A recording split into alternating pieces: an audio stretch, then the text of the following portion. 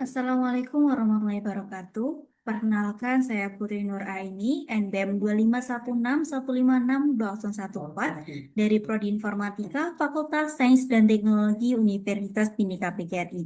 Pada kesempatan kali ini, saya akan mempresentasikan hasil penelitian saya yang berjudul Pengaruh Menonton Video Lucu Terhadap Perubahan Mood Individu. Penelitian ini adalah tugas akhir dari mata kuliah statistik dan telah ditulis dalam bentuk jurnal ilmiah. Saya akan memaparkan mulai dari latar belakang, metode, hasil analisis, hingga kesimpulan. Sekarang kita masuk di latar belakang. Dalam kehidupan sehari-hari, mood atau suasana hati memang peran penting. Mood yang positif membuat kita lebih semangat, kreatif, dan produktif. Sebaliknya, mood negatif yang berkepanjangan dapat memicu stres, kecemasan, bahkan hingga menurunkan kualitas hidup. Banyak faktor yang mempengaruhi mood seperti tekanan pekerjaan, tugas kuliah, masalah keluarga, ataupun lingkungan sosial. Di era media sosial seperti ini, banyak orang mencari cara cepat dan murah untuk memperbaiki mood. Salah satunya adalah menonton video lucu pendek. Penelitian terdahulu menunjukkan bahwa tayangan humor dapat menurunkan hormon kortisol dan meningkatkan hormon endorfin yang membuat kita merasa bahagia. Namun, sebagian besar peneliti tersebut menggunakan film komedi panjang atau subjek mahasiswa. Sementara itu, video lucu pendek ini seperti di TikTok, Instagram, Reels, atau YouTube Short lebih populer dan mudah diakses. Karena saya tertarik untuk menguji secara ilmiah apakah video lucu pendek benar-benar berpengaruh signifikan terhadap perubahan mood individu, terutama pada masyarakat umum. Nah, berdasarkan latar belakang ini, rumusan masalah yang saya ambil adalah apakah ada pengaruh signifikan menonton video lucu terhadap perubahan mood individu. Nah, tujuan penelitian saya adalah untuk menganalisis pengaruh menonton video lucu terhadap perubahan mood individu dengan menggunakan metode kuantitatif dan desain eksperimen sederhana. Ada tiga kebaruan. Yang pertama, fokus pada video lucu pendek berdurasi 37 detik, bukan film komedi panjang. Ini merepresentasikan konten media sosial yang banyak dikonsumsi saat ini. Yang kedua, subjek penelitian adalah masyarakat umum dengan berbagai rentan usia, tidak terbatas pada mahasiswa saja. Yang ketiga, menggunakan data primer dengan desain one group pre-test post-test yang diukur secara langsung sebelum dan sesudah pelakuan. Kebaruan ini penting karena memberikan bukti empiris bahwa hiburan singkat sekalipun dapat berdampak psikologi yang terukur. Nah, pada metode penelitian ini saya menggunakan pendekatan kuantitatif dengan desain kuasi eksperimental tipe one group pre-test post-test, artinya tidak ada kelompok kontrol, hanya satu kelompok yang diukur dua kali sebelum dan sesudah diberi perlakuan. Jumlah subjek sebanyak 30 responden dari masyarakat umum. Teknik pengambilan sampel saya adalah purposive sampling dengan kriteria bersedia menjadi responden, bersedia menonton video lucu yang telah ditentukan, dapat berkomunikasi dengan baik, dan rentan usia bervariasi. Instrumen yang digunakan adalah skala mood dengan skor 1 sampai 5.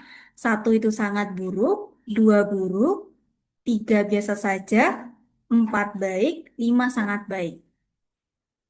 Nah, skala ini diberikan dua kali saat pretest dan post-test. Nah, video lucu yang ditayangkan berdurasi 37 detik dan ditonton melalui HP masing-masing responden. Durasi yang singkat sengaja saya pilih untuk melihat efek instan.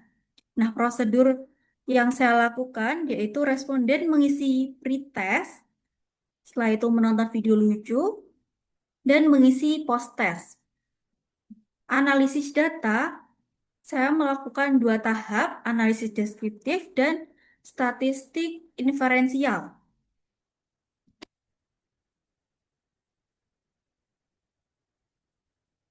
Nah, ini adalah form responden. Saya menggunakan tiga prosedur, yaitu post-test, perlakuan, dan saya melakukan pretest, perlakuan, dan post-test. Nah, data yang terkumpul berupa skor mood dari 30 responden. Contoh form respondennya itu seperti ini dan menunjukkan bahwa responden diminta memilih skor yang paling sesuai dengan kondisi perasaannya. Semua responden mengikuti prosedur yang sama, sehingga perubahan mood dapat diukur secara konsisten. Ini adalah hasil data penelitian saya. Hasil penelitian saya itu ada 44 responden dan saya mengambil 30 responden saja. Dari ke-30 responden ini, saya mendapatkan pasangan data pretest dan posttest yang hasilnya itu bervariasi. Nah, variasi ini wajar terjadi dan akan kita analisis secara statistik untuk melihat apakah secara keseluruhan data itu berpengaruh signifikan. Ini adalah hasil statistik deskriptif saya. Nah, untuk rata-rata sebelum mendapat perlakuan itu adalah 3,63. Ini adalah berkategori baik, cenderung ke biasa saja. Dan rata-rata sesudahnya itu adalah 4,23 dengan kategori baik atau mendekati sangat baik. Nah, jadi selisih antara sebelum dan sesudah itu adalah 0,60 poin. Dan ini menunjukkan bahwa mengalami peningkatan. Ini juga ada standar deviasi menurun dari 0,809 menjadi 0,679. Artinya setelah menonton video lucu, suasana hati responden menjadi lebih seragam. Nah, biasanya ini mengarah ke positif. Nilai minimum post-test adalah 2 yang bernilai buruk, maksimumnya adalah 5 sangat baik. Setelah melihat video, minimal naik menjadi 3 yang berarti biasa saja, dan maksimum tetap 5. Ini menunjukkan bahwa tidak ada lagi responden yang merasa sangat buruk atau buruk setelah menonton video lucu. Sekarang kita masuk di uji normalitas. Nah, sebelum melakukan uji hipotesis parametrik, kita harus memenuhi syarat normalitas data. Karena jumlah sampel saya itu adalah kurang dari 50, maka saya menggunakan uji normalitas yaitu Saviro-Wilk. Hasil Hasilnya adalah data pretest signifikan 0,01 itu lebih kecil dari 0,05 yang berarti datanya itu tidak berdistribusi dengan normal. Nah, yang kedua data post-test signifikan 0,001 kurang dari 0,05 yang berarti sama yaitu tidak berdistribusi normal. Nah, jadi bisa diambil kesimpulan bahwa semua data ini tidak berdistribusi normal. Dengan demikian, uji parametrik parrot sample t-test sebenarnya tidak sepenuhnya sah. Sebagai langkah yang lebih tepat, saya juga melakukan uji non-parametrik Wilcoxon Signal Range Test. Sekarang kita masuk di uji Wilcoxon Signal Range Test. Nah, uji ini adalah padanan non-parametrik dari uji T berpasangan. Hipotesisnya adalah H0 itu tidak ada perbedaan mood sebelum dan sesudah menonton video lucu.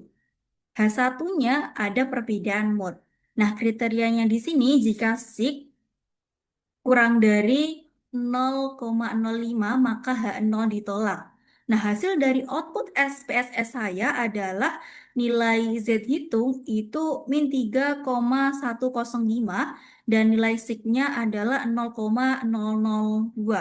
Nah, karena 0,002 itu lebih kecil dari 0,05, maka H0 ditolak dan H1 diterima. Artinya, terdapat perbedaan yang signifikan antara mood sebelum dan sesudah menonton video lucu tersebut. Nah, dengan kata lain, menonton video lucu berpengaruh signifikan terhadap perubahan mood individu. Nah, ini adalah bukti utama bahwa penelitian saya karena uji ini sesuai dengan karakteristik data yang tidak normal. Sekarang kita masuk di uji parent t-test dengan SPSS. Nah, meskipun data punya saya itu tidak normal, sebagai pendamping saya tetap melakukan uji parametrik parent sample t-test. Hasilnya adalah hasil teh hitung min 3,844 dengan derajat kebebasan adalah 29 dan sig kurang dari 0,001. Karena sig kurang dari 0,05 maka H0 ditolak sama seperti Wilcoxon tadi. Min di difference min 0,0600 yang berarti rata-rata mood sesudah menonton lebih tinggi dari 0,600 poin dibanding sebelum. Nah, hasil ini konsisten dengan statistik deskriptif. Dengan demikian, baik uji parametrik maupun uji non-parametrik memberikan kesimpulan yang sama, yaitu pengaruh signifikan. Ini adalah uji manual uji T dependent. Nah, dengan memastikan pahaman konseptual, saya juga melakukan perhitungan manual sesuai rumus uji T dependent. Nah, langkah-langkahnya yaitu hitung selisih terlebih dahulu, yaitu dengan post-test dikurangi dengan pre-test untuk setiap responden dengan menghitung frekuensi selisihnya. Yang kedua adalah jumlah selisih. Yang ketiga adalah jumlah kuadrat selisih. Yang keempat adalah rata-rata selisih. Yang kelima adalah varian selisih. Yang keenam adalah simpangan baku selisih. Yang ketujuh adalah standar error. Yang standar errornya itu menghasilkan 0,1561. Dan setelah itu kita menghitung menghitung eh, T hitung. Nah, hasil T hitung saya adalah 3,844.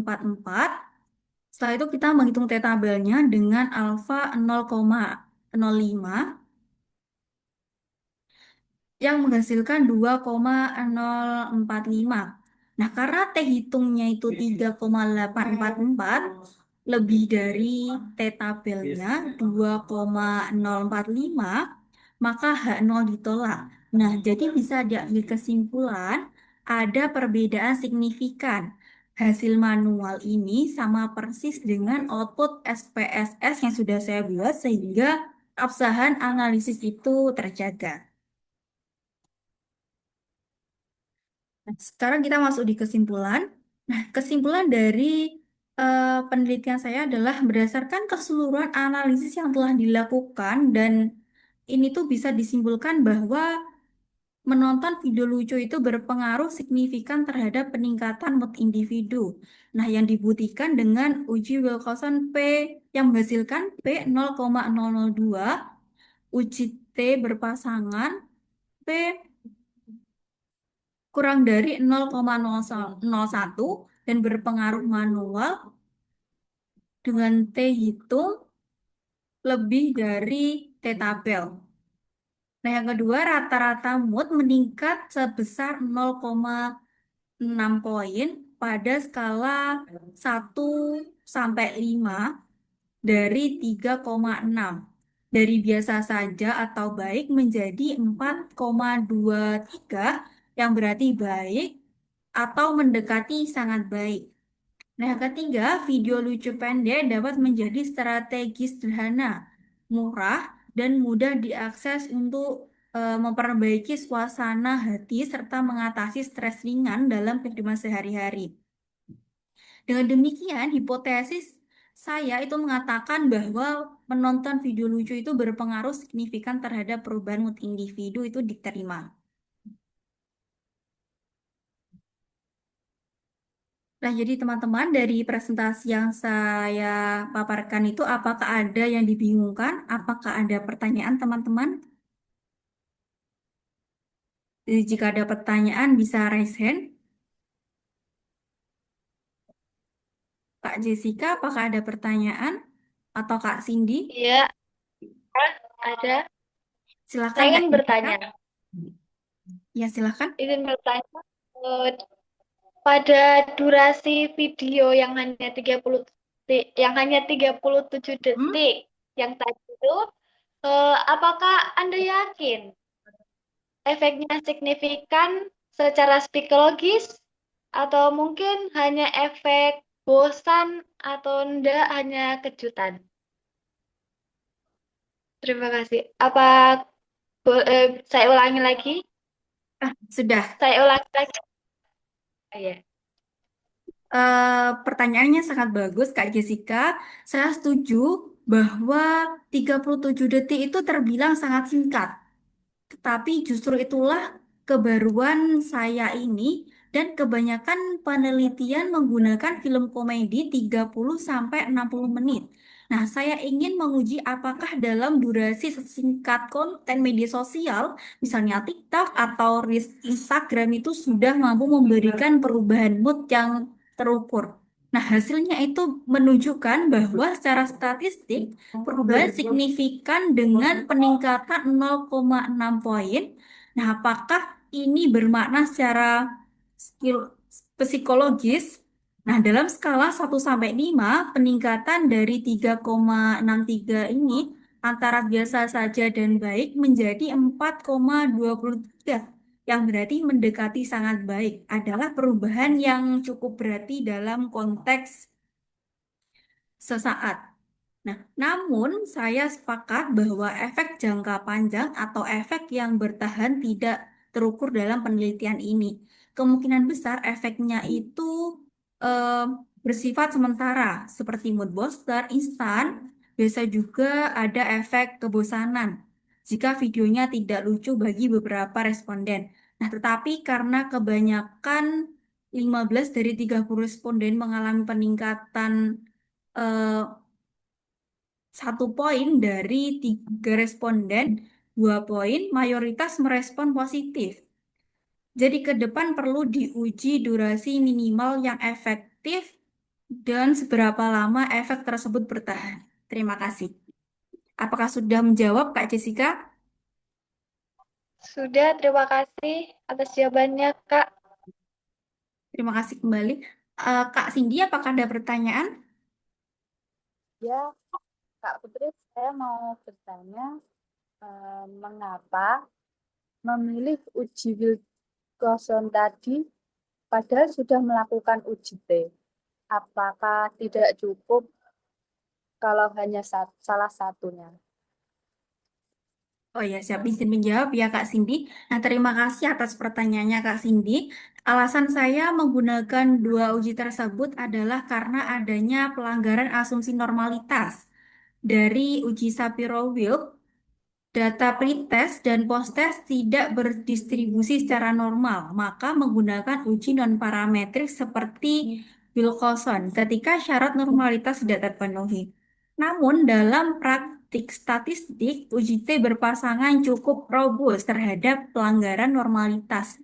Jika ukuran sampelnya itu kurang dari 30. Sampel saya tepat 30 sehingga saya tetap bisa menggunakan uji T sebagai pendamping. Nah, dengan membandingkan hasil dari kedua uji T, nah Wilcoxon P menghasilkan P 0,002 dan uji T P kurang dari 0,001, saya mendapatkan konsisten hasil yang memperkuat kesimpulan jika hanya menggunakan satu uji, mungkin akan ada keraguan mengenai validitasnya. Nah, jadi pengguna dua uji ini adalah bentuk triangulasi analisis untuk meningkatkan kepercayaan terhadap temuan penelitian. Terima kasih. Apakah sudah menjawab, Kak Cindy? Iya, terima kasih atas jawabannya ya, Kak Putri.